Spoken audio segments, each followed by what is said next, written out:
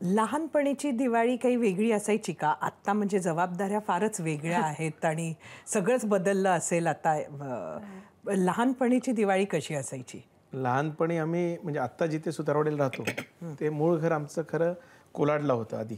नंतर मुंबई गोवा हायवेचं जेव्हा एक्सटेन्शन झालं त्याच्यात ते जुनं घर आमचं पूर्णपणाने डिमॉलिश झालं आणि मग आम्ही 2010-11 साली सुतारवाडीला येऊन राहिलो. त्यामुळे मुंबई गोवा हायवेवर राहत असताना तिथे खाली चाळ होती. तेव्हा चाळीतली सर्व मुलं आणि आम्ही सगळं रात्रभर फटाके वाजवणं, किल्ले बनवणं, हे सगळं मजा लहानपणीची निश्चितच. आता आपण म्हटल्यावर ते सगळेच चित्र डोळ्यासमोर आलं.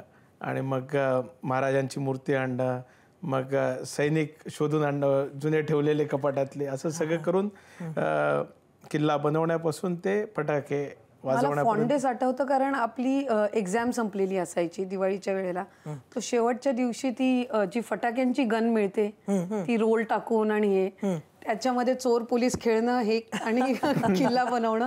आणि चोर कोण असायचा, पोलीस कोण असायचं, तो डाव कोणावर यायचा ते कधी कधी.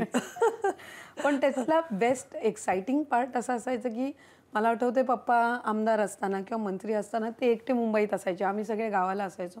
सो आम्ही वाट बघायचो की ते फटाक्यांचा बॉक्स कधी घेऊन येत आहे. अच्छा. सो ती एक एक्साइटिंग. म्हणजे आता आम्ही सगळेच ऑब्व्हियसली एकमेकांसाठी आम्ही शॉपिंग करतो किंवा हे फटाके वगैरे घेऊन येतो, पण तेव्हा पप्पा घेऊन यायचे आणि मग ती मोठी हे असायची. मोहम्मद अली रोडला आपला मुस्तफा यांचं एक शॉप आहे फटाक्यांचा आणि तिथून ते घेऊन यायचे. अच्छा. आणि मग तुमच्या अशा डिमांड्स असायच्या का, काय हवं काय नाही? मला वाटतं भाईची तर डिमांड असायची की त्याला ती 10,000ची 15,000ची माळ हवी असायची पहिल्या दिवशी फटाके. म्हणजे सगळ्यात मोठी फटाक्यांची माळ त्याची असली पाहिजे.